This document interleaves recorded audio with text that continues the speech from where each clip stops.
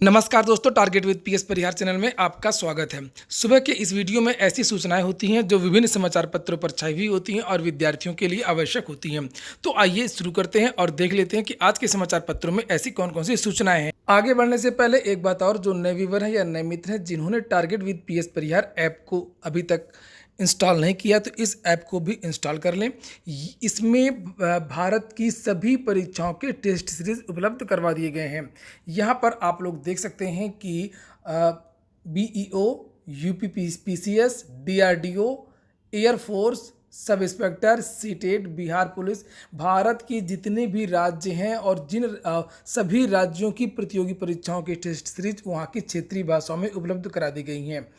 Paper का जो pattern है और मानक है वही रखा गया है जिस तरीके के पेपर संबंधित परीक्षा में पूछे जाते हैं। अब बात करते हैं आगे की सूचनाओं की। लिखा है 69,000 शिक्षक भर्ती 22 को अहम सुनवाई। भ्रष्टाचार पर जो अब तक की सबसे बड़ी याचिका दाखिल हुई है, जो 19 तारीख को लगी थी लेकिन लास्ट क्रम की वजह से सुनवाई नहीं हो पाई थी, अब उसकी जो सुनवाई है वो 22 तारीख को होगी। जिन्होंने याचिका दाखिल की थी उनकी तरफ से ये मैसेज है कि मैं अजय कुमार ओझा आप सभी को ये बताना चाहता हूं कि 69,000 शिक्षक भर्ती में भ्रष्टाचार के खिलाफ हमारे केस की सुनवाई 19 जून को अधिक केस होने के कारण नहीं हो पाई थी। अतः उसी क्रम में यह केस 9853/2020 पुनः बैकलॉग फ्रेश केस की लिस्ट में 22 जून 2020 को कोड नंबर 26 में माननीय जस्टिस आलोक माथुर सर की कोड नंबर 26 में सीरियल नंबर 94 पर लगा है, जिसकी सुनवाई की संभावना इस बार प्रबल है। तो अब देखना होगा कि इस बार भी 94 नंबर पर लगा है, सुनवाई हो पाती है या नहीं हो पाती है। लेकिन ये बात तय है कि ये जो याचिका है काफ़ी महत्वपूर्ण है। इसमें बहुत सारे साक्ष्यों को इकट्ठा किया गया है, बहुत सारे बयान हैं और इस केस की जो अधिवक्ता हैं वो श्रीमती नूतन ठाकुर हैं। इसके बाद में अगली सूचना है एडेड जूनियर हाई स्कूल विद्यालयों में भर्ती की। लिखा है अभी कुछ भी तय नहीं है। एडेड जूनियर हाई स्कूलों में जल्द ही भर्ती होने वाली है और इसके लिए अलग से नियम बनाया गया है। अब मैनेजमेंट के द्वारा ये भर्तियां नहीं हो पाएंगी और हो सकता है कि उत्तर प्रदेश की अध्यापकों की ये पहली भर्ती हो। ये देखिए लिखा, प्रदेश के एडेड जूनियर हाई स्कूलों में भर्ती की सुगबुगाहट, विभाग ने मांगा डाटा। प्रदेश के हजारों अशासकीय सहायता प्राप्त यानी कि एडेड जूनियर हाई स्कूलों में भर्ती को लेकर के सुगबुगाहट तेज हो गई है। स्कूल शिक्षा निदेशक सभी जिलों के बीएसए से यहाँ पर रिक्त पदों का आंकड़ा मांगा है विभाग की तरफ से। तो इसके बारे में मैंने एक वीडियो बनाया था और वो पत्र दिखाया था जो सभी बीएसए को भेजा गया है और वो डाटा मांगा गया है कि किस विद्यालय में अध्यापकों के कितने पद रिक्त हैं। वहीं पर आगे लिखा कि प्रदेश के 3,000 से अधिक एडेड जूनियर हाई स्कूलों के लिए शिक्षक चयन की तैयारी है। पहली बार इन स्कूलों में प्रधानाध्यापक व सहायक अध्यापक भर्ती के लिए लिखित परीक्षा होगी। और नीचे लिखा है कि हालांकि शासन स्तर पर परीक्षा से जुड़ी अन्य तैयारियां लंबित हैं और 6 माह में बेसिक शिक्षा विभाग लिखित परीक्षा का अभी तक स्वरूप तय नहीं कर पाया है। संकेत है कि अधियाचन के साथ ही प्रक्रिया तेजी से आगे बढ़ेगी। नीचे लिखा है कि अशासकीय सहायता प्राप्त जूनियर हाई स्कूलों में शिक्षक चयन के लिए प्रबंध तंत्र साक्षात्कार करके नियुक्ति करता रहा है। बीएसए उनका अनुमोदन करते थे, जिससे चयन में जमकर के गड़बड़ियां होती थी। योगी सरकार ने 2019 में अध्यापक भर्ती नियमावली 1978 में संशोधन कर दिया है। इसके तहत शिक्षक चयन की लिखित परीक्षा राज्य स्तर पर होनी है। प्रधानाध्यापक सहायक अध्यापक की अर्हता में बदलाव भी हो चुका है। साथ ही चयन परिषदीय शिक्षकों की तरह गुणांक के आधार पर होना है। सरकार ने चयन नियमावली में जब बदलाव किया तो उस समय 3,082 स्कूलों में 24,000 शिक्षकों के पद सृजित थे और करीब 4300 पद रिक्त थे।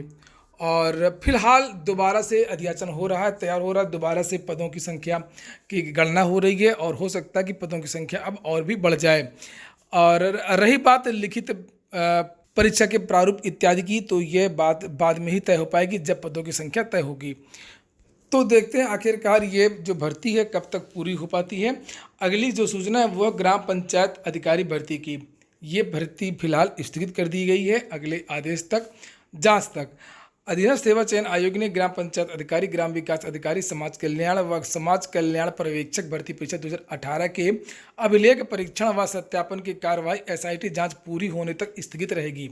आयोग के सचिव आशुतोष मोहन अग्निहोत्री ने बताया कि एसआईटी जांच व आयोग के निर्णय के अनुपालन में भर्ती परीक्षा से संबंधित अभिलेख सत्यापन व अंतिम रिजल्ट की कार्रवाई एसआईटी जांच पूरी होने तक कर दी जाएगी।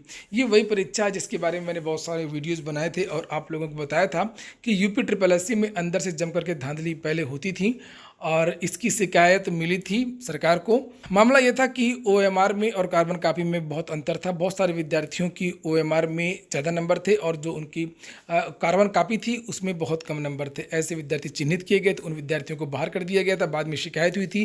पूरे विद्यार्थियों की कॉपी जांचना शुरू हुई है, जाँच चल रही है और भर्ती लटक चुकी है। तो भर्ती अगर जाँच चल रही है, भर्ती लटक गई है तो अच्छी बात है कि किसी भर्ती के खिलाफ ठोस कार्रवाई की गई है, की जाती है।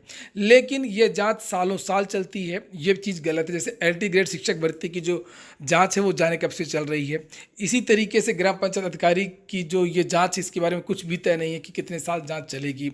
इसी तरीके से आरओ एआरओ की 2 साल जांच चली, 3 साल जांच चली, उसके बाद में उसको स्थगित कर दिया गया। और इसके साथ में जिन भर्तियों की जांच नहीं चल रही है उनको भी रोक कर के रखा गया है। और जैसे लोअर 2019 और जूनियर असिस्टेंट की परीक्षा, इनकी लिखित परीक्षा हो चुकी है लेकिन इनका जो परिणाम है वो अब तक घोषित नहीं किया है। नई जो भर्ती है उसका विज्ञापन आ नहीं रहा है। जो परीक्षाएं हो चुकी हैं उनके परिणाम जारी नहीं किए जा रहे हैं। जिनके परिणाम जारी किए जाने चाहिए उनको जांच की वजह से लटका दिया जा रहा है। इसलिए जांच की भी एक समय सीमा तय होनी चाहिए और जिन भर्तियों में जांच नहीं चल रही है उनके परिणाम जल्द से जल्द जारी किए जाना चाहिए। अगली सूचना 69,000 शिक्षक भर्ती के लिए पूर्णांक एवं प्राप्तांक में संशोधन हुआ तो बदल जाएगी मेरिट। अभी हाल ही में हाईकोर्ट ने एक आदेश दिया है कि जिन विद्यार्थियों की ओएमआर में मानवीय त्रुटि से कोई गलती हो गई है उनको सुधार का मौका दिया जाए। अगर उनको सुधार का मौका दिया जाएगा तो वो चयनित हो जाएंगे और मेरिट जो है वो बदल जाएगी। लिखा है 69,000 सहायक अध्यापक भर्ती में सफल अभ्यर्थियों को कोर्ट ने आवेदन में संशोधन का मौका दिया है। कोर्ट की ओर से परीक्षार्थियों की मांग पर जनपदीय चयन समिति को उचित निर्णय लेने का निर्देश दिया गया है। जिला चयन समिति सफल अभ्यर्थियों को आवेदन में वहीं पर संशोधन का मौका देगी जिससे शिक्षक भर्ती की मेरिट प्रभावित न हो। परीक्षार्थियों की मांग पर यदि पूर्णांक एवं प्राप्तांक में परिवर्तन का मौका दिया गया तो पूरी शिक्षक भर्ती की मेरिट बदल जाएगी। तो अगर विद्यार्थियों ने कोई छोटी मोटी गलती की है, माता का नाम, पिता का नाम और कुछ भी, तो सुधार का मौका बिल्कुल देना चाहिए। क्योंकि ऐसी गलतियां, ऐसा नहीं है कि किसी से नहीं होती, शासन से कितनी गलतियां होती हैं, बहुत सारी गलतियां। इसी तरीके से हाई कोर्ट और सुप्रीम कोर्ट के आर्डर में भी गलतियां हो जाती हैं, टाइपिंग मिस्टेक हो जाती है, कुछ भी गलतियां हो जाती हैं।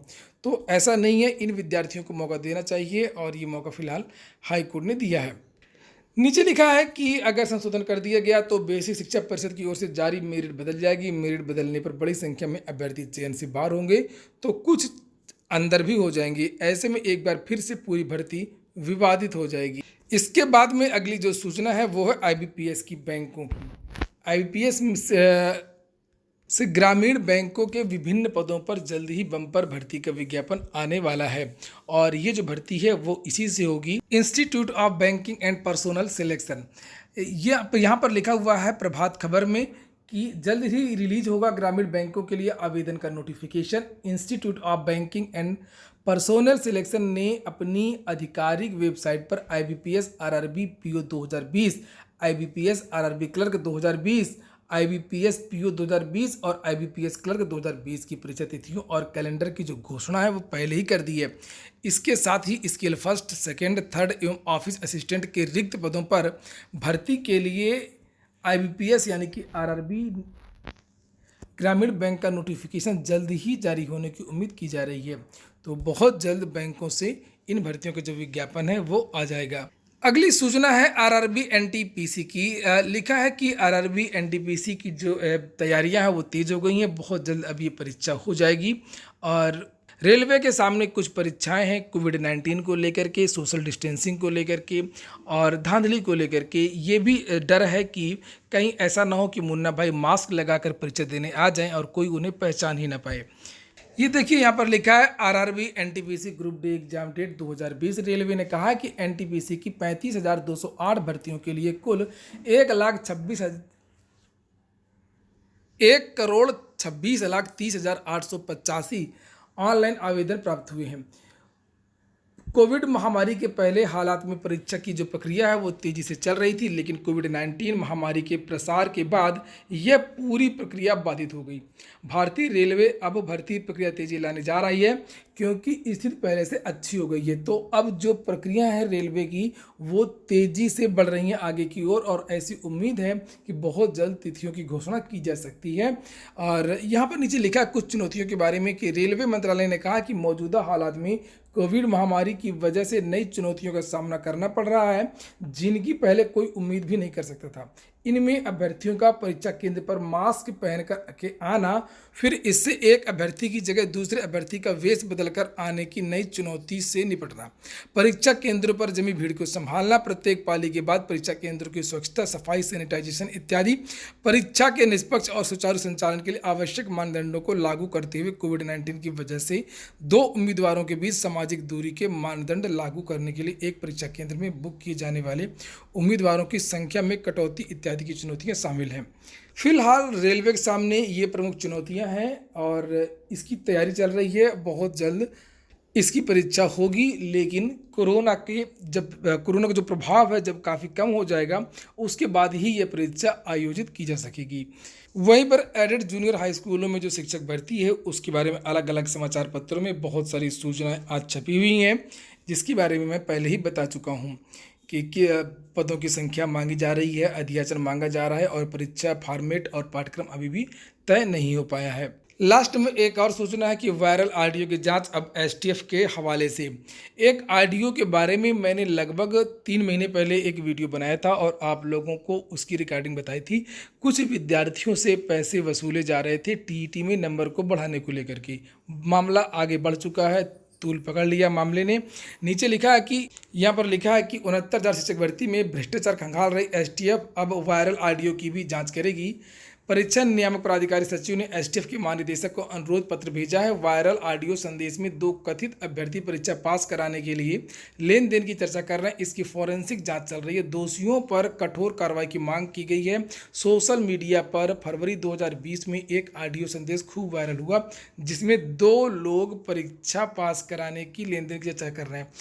तो ये पीएनपी में पहले से होता रहा है, चाहे बीटीसी का पेपर आउट होने वाली बात हो, बहुत बार ऐसी सूचनाएं मिलती रही। परीक्षा स्थगित भी हुई बीटीसी की। टीईटी में भी चर्चा होती रही है। 2011 में क्या हुआ सबको मालूम है, पीएनपी ने क्या किया था। उसके बाद में अब ये एक और है। इसमें केवल उस विद्यार्थी की जांच नहीं की जानी चाहिए जिसकी आवाज़ है। ऐसे लोगों को भी पकड़ना चाहिए जो लोग ऐसा कांड करते हैं, अधिकारी, कर्मचारी और बाबू इत्यादि। उत्तर प्रदेश में सबसे बड़ी समस्या यही है कि ऐसे अधिकारी, बाबू, कर्मचारी के खिलाफ कोई जांच नहीं होती है और जो बीच के लोग होते हैं उनकी जांच हो जाती है, उनके खिलाफ कार्रवाई होती है। उनके खिलाफ कार्रवाई हो ऐसी बात नहीं है, लेकिन अधिकारियों के खिलाफ भी कार्रवाई हो। ये हो गया आज का वीडियो। अगर आपको अच्छा लगा हो तो लाइक अवश्य कर दिया करें। जिन मित्रों ने चैनल को सब्सक्राइब ना किया सब्सक्राइब कर लें। पूरा वीडियो सुनने के लिए बहुत बहुत धन्यवाद।